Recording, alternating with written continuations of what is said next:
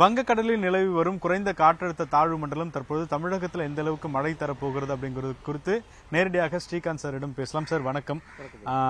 தொடர்ச்சியாக இந்த காலகட்டத்தில் அதிகமான மழை பொழிவு இருக்கும்.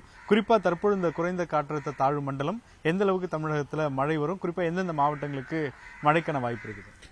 தற்போது பார்த்தீங்கன்னா இந்த குறைந்த காற்றழுத்த தாழ்வு மண்டலம் இலங்கை கரைக்கு அருகே கிழக்கு தென்கிழக்கு பகுதியில் இருக்குது. அது கிட்டத்தட்ட ஒரு 700-800 கிலோமீட்டர் தள்ளி இருக்குது. சென்னை போன்ற பகுதிகளில் இருந்து டெல்டாலேருந்து பார்த்தீங்கன்னாலே கிட்டத்தட்ட ஒரு 300 கிலோமீட்டர் தள்ளி இருக்குது. இது இந்திய வானிலைத்துறை இது படிப்படியாக வடக்கு வடமேற்கு திசையில் நகர்ந்து இலங்கை கரையோரமாக நகர்ந்து தமிழகத்துக்கு கிழக்கு பகுதியில் வரும் தான் எதிர்பார்த்துட்டு இருக்காங்க. நாளைக்கு நன்கமைந்த குறைந்த காற்றழுத்த தாழ்வு மண்டலம், அதாவது ஆங்கிலத்தில் சொல்லணும்னா டீப் டிப்ரெஷன் ஆகிறதுக்கு வாய்ப்பு இருக்குன்னு சொல்லியிருக்காங்க. இது தற்போதைய சூழலில் இலங்கைக்கு கிழக்கு தென்கிழக்கு இருக்கிறதுனால முதல்ல நமக்கு தென் தமிழகம் மற்றும் டெல்டா கரையோர பகுதிகளில் மழை பெய்யும். இப்போதைக்கு அங்கங்கே மழை பெய்ய ஆரம்பிச்சிருக்கு. இன்று இரவு முதல் பரவலாக தெற்கு கடலோர பகுதிகள் மற்றும் டெல்டா மாவட்டங்களில் மழை எதிர்பார்க்கலாம். இந்த சலனம் மேலே வரும்போது கொஞ்சம் கொஞ்சமாக படிப்படியாக டெல்டா மற்றும் புதுவை போன்ற வடகடலோர தமிழக பகுதிகளில் மழை எதிர்பார்க்கலாம். குறிப்பாக இப்போ டெல்டானா நம்ம தஞ்சை மாவட்டம் இருக்கு, நாகப்பட்டினம், இந்த மாதிரி குறிப்பிட்டு அதிக அளவில் எந்த அளவுக்கு மழை இருக்கும் சார்? தற்போதைய சூழலில் பார்த்தீங்கன்னா இது இலங்கைக்கு கிழக்கு பகுதியில் இருக்கு. அதனால அதிக மழைன்னு பார்த்தீங்கன்னா அது கடலோர பகுதியில் இருக்கு. அதாவது திருவாரூர், மயிலாடுதுறை, நாகப்பட்டினம் போன்ற கடலோர பகுதிகளில் வரைக்கும் இருக்குமா சார்? அது கீழே கடலூர் நமக்கு நாளைக்கு இரவுக்கு மேல, மாலை இரவுக்கு மேல வரும். அதாவது நான் சொன்ன மாதிரி இது கொஞ்சம் கொஞ்சமா மேல நகர மழையோட தாக்கமும் அதோடய மேல நகரும். அதாவது நம்ம அந்த சுழற்சி போது எப்படின்னா மேக குவியல்கள் சுழலிட்டே இருக்கும். அது மேல நகரும் போது அந்த மேக குவியல்களும் அதோட மேல நகரும். அந்த மேக குவியல் மேல நகரும் போது நம்ம கடந்த 2 சலனங்களாவே பார்த்துருக்கிறோம். அதாவது முதல்ல கீழே இருக்கிறப்ப கீழ்ப்பகுதியில் மழை பெய்யும், மேலே வரும்போது படிப்படியாக மேல் பகுதியில் வரும். நம்ம பலமுறை சொல்லியிருக்கோம், ஒரு இடத்துக்கு கிழக்கு பகுதியில் ஒரு சலனம் வந்துருச்சுன்னா, சுழற்சி வந்துருச்சுன்னா அந்த பகுதியில் மழை குறைய ஆரம்பிச்சிடும். அதனால தான் நம்ம சென்னை குறைந்த காற்றழுத்த தாழ்வு பகுதி வந்தப்போ கூட சென்னைக்கு கிழக்கே வந்தப்புறம் மழை குறைஞ்சிரும் அப்படின்னு நம்ம சொன்னோம். ஸோ இது மாதிரி மேலே நகர படிப்படியாக கடலோர தமிழகத்தில் வடக்கு நோக்கி மழையின் தாக்கமும் அதிகரிக்கக்கூடும். இப்போ நாளைக்கு நன்கு அமைந்த மண்டலமாக மாறுது. அடுத்தடுத்த ஸ்டெப்ஸ் இருக்கா? இப்போ புயலாக மாற வாய்ப்பு இருக்கா? அதாவது பார்த்தீங்கன்னா இது நன்கமைந்த காற்றழுத்த தாழ்வு மண்டலத்துக்கு அடுத்த ஸ்டேஜ்னு பார்த்தீங்கன்னா புயல் அப்படிங்கிறது தான் அடுத்த ஸ்டேஜ். ஐஎம்டியை பொறுத்த வரைக்கும், இந்திய வானிலைத்துறை பொறுத்த வரைக்கும் டீப் டிப்ரெஷன், சைக்ளானிக் ஸ்டாமுக்கு அடுத்தது சிவியர் சைக்ளானிக் ஸ்டாம், அதுக்கப்புறம் வெரி சிவியர் சைக்ளானிக் ஸ்டாம்னு அப்படியே போயிட்டே இருக்கும். தற்போதைய சூழலில் பார்த்தீங்கன்னா ஒரு இந்த டீப் டிப்ரெஷனே கிட்டத்தட்ட ஒரு புயலுக்கான அறிகுறின்னு தான் நம்ம சொல்லலாம். ஆனால் என்னன்னா ஒரு அதிக வலுவில்லாத ஒரு புயலாக தான் நம்ம எடுத்துக்கணும். நீங்கள் உலகத்தில் இருக்கக்கூடிய ஏனைய வானிலை இதில் பார்த்தீங்கன்னா அவங்க டீப் டிப்ரெஷன் வச்சுக்கிறது இல்லை. டிப்ரெஷனுக்கு அப்புறம் நேரடியாக அவங்க புயல்னு சொல்கிறாங்க, டிராபிக்கல் சைக்ளோன்னு சொல்கிறாங்க. நம்ம இந்திய வானிலைத்துறை புயலுக்கும் சைக்ளோனுக்கும் இடையே டீப் டிப்ரெஷன் இன்னொரு நிலை வச்சிருக்காங்க. அதுதான் நம்ம இப்போ பார்க்க போகிறோம் நாளைக்கு. ஸோ கிட்டத்தட்ட ஒரு புயலின் தன்மை தான் இருக்கும். காற்றின் வேகம் கொஞ்சம் அதிகமாக இருக்கும், ஒரு 35-40 கிலோமீட்டருக்கு மேலே இருக்கக்கூடும். அதே மாதிரி மழையின் தாக்கமும் படிப்படியாக நம்ம எதிர்பார்க்கலாம்.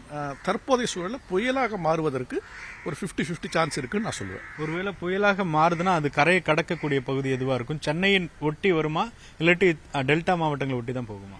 இதுலயே பாத்தீங்கன்னா கிட்டத்தட்ட அடுத்த ஒரு 2-3 தினங்களுக்கு மட்டும்தான் வானிலை படிவுங்களிடையே ஒரு ஒத்த கருத்து இருக்கு. அதாவது புதன் வியாழன் வரைக்கும் கொஞ்சம் ஓரளவுக்கு ஒத்த கருத்து இருக்கு. ஒரு செட் ஆஃப் வானிலை படிவங்கள் இந்த புயல் கொஞ்சம் வலு அடையும் போது வடக்கு நோக்கி நகர்ற மாதிரி காட்டுது. ஒரு சில படிவங்கள் பெரும்பாலும் வலு அடையாமல் இதே டீப் டிப்ரெஷன் இல்லை ஒரு டிப்ரெஷன் ஸ்டேஜ்லயே மேற்கு நோக்கி நகர்ந்து தமிழகத்துக்கு உட்புற பகுதிக்கு நோக்கி நகர்ந்து அரபிக்கடல் போகும் அப்படிங்கிற மாதிரி. ஸோ 2 வெவ்வேறு கூற்று. இது 2 பரிமாணங்களும் பார்த்தீங்கன்னா ஒன்றோட ஒன்று ஆப்போசிட் ஆக்சுவலாக. அதனால என்ன ஆகுதுன்னா உங்களுக்கு மழையின் தன்மையும் கிட்டத்தட்ட எதிர்முறை ஆயிடும். மேற்கு நோக்கி நகர்ந்து உட்புற பகுதிகள் நோக்கி அரபிக்கடல் போச்சுன்னா மழையின் தாக்கம் அதிகமாக இருக்கும், உட்புற பகுதிகளும் இருக்கும். அதுக்கு இல்லாமல் வடக்கு நோக்கி நகர்ந்து வங்கக்கடல் பகுதியிலே மேலே நோக்கி போச்சுன்னா மழையின் தாக்கம் குறைய ஆரம்பிச்சிடும். ஸோ இது நான் சொன்ன மாதிரி 2-3 தினங்களுக்கு ஓரளவுக்கு ஒத்த கருத்து இருக்கு. அதுக்கப்புறம் நமக்கு இன்னும் அந்த டைவர்ஜன்ஸ் இருக்கிறதுனால டெல்டாக்கு கிழக்கு பகுதியில் இந்த குறைந்த காற்றழுத்த தாழ்வு மண்டலம் வந்ததுக்கு அப்புறம் நமக்கு இன்னும் கொஞ்சம் நல்லா ஓரளவுக்கு தெரிஞ்சிடும். இந்த இலங்கை கரையை கடந்ததுக்கு அப்புறம் நமக்கு தெரியும். ஏன்னா இலங்கையை ஒட்டி வரும்போது சில சமயத்தில் வலுவிழக்கலாம், சில சமயத்தில் கடல்லையே வந்துச்சுன்னா வலு அதிகரிக்கலாம். அதனால வந்து இந்த ஒரு 24 முதல் 36 மணி நேரம் தாண்டிச்சுன்னா ஓரளவுக்கு நமக்கு இன்னும் கொஞ்சம் கிளாரிட்டி கிடைக்கும். இப்போ வழக்கமாகவே வந்து நம்ம கடலுக்குள்ளேயே புயல் வந்து உருவாகும், அப்புறம் கரை நெருங்கும் போது பெரிய பாதிப்பு ஏற்படுத்தும். இப்போ இந்த 800 கிலோமீட்டர் டிஸ்டன்ஸ் அப்படின்னும் பொழுது அது தாக்கம் அதிகமாக இருக்குமா, எப்படி இருக்கும் சார்? இல்லை ஆக்சுவலாக பார்த்தீங்கன்னா உங்களுக்கு வந்து கடல் சீற்றம் இருக்கும், எப்பயுமே இருக்கிற மாதிரி பருவ காலங்களில் இருக்கிற சீற்றம் இருக்கும். அதே மாதிரி ஒரு சலனம் இருந்துச்சுன்னா அந்த கடல் சீற்றம் இருக்கும். பட் காற்றின் தாக்கம் வந்து கரை அருகே வரும்போது தான் காற்றின் தாக்கம் அதிகமாக இருக்கும். அது தற்போதைக்கு வந்து நமக்கு தென் தமிழகம் மற்றும் டெல்டா பகுதியில் நாளை புதன்கிழமையில் ஓரளவுக்கு காற்றின் தாக்கம் பார்க்கலாம். பட் பெரும்பாலும் மழையின் தாக்கம் தான் இந்த 2-3 நாட்கள் நமக்கு இருக்க போகுது. பொதுவாகவே கடந்த சில ஆண்டுகளாக டிசம்பர் வந்தாலும் கொஞ்சம் அச்சமாக தான் இருக்கிறாங்க. இன்னும் ஒரு வாரம் தான் இருக்கு, அப்போ வரக்கூடிய இந்த மழை அப்படிங்கிறது பெரிய பாதிப்பு ஏற்படுத்துமா? சென்னைக்கு எப்படி இருக்குது சார்? நான் சொன்ன மாதிரி இந்த டெல்டாவின் கிழக்கு பகுதியில் வந்ததுக்கு அப்புறம் சென்னைக்கான மழை வாய்ப்புகள் அதிகரிக்கும். அந்த அந்த நிலையில வந்து சொன்ன மாதிரி 2 வெவ்வேறு பரிமாணங்கள் காட்டுது வானிலை படிவங்கள். அதில் வந்து வட மேற்கு நகர்ந்து பாண்டிச்சேரியோ இல்லை அதனொட்டிய கடல் போகிற பகுதியில் வந்து இந்த குறைந்த காற்றழுத்த தாழ்வு மண்டலம் கரை கடந்துச்சுன்னா சென்னைக்கு அதிக மழைக்கான வாய்ப்பு இருக்குது. நம்ம பார்த்துருக்கோம். நீவர், மண்டூஸ், அப்புறம் வந்து நிஷா போன்ற பல புயல்கள் இந்த மாதிரி கரையோர பகுதிகளிலிருந்து தென்கிழக்கு பகுதியிலிருந்து வரும்போது நிறைய மழையை பார்த்துருக்கோம்.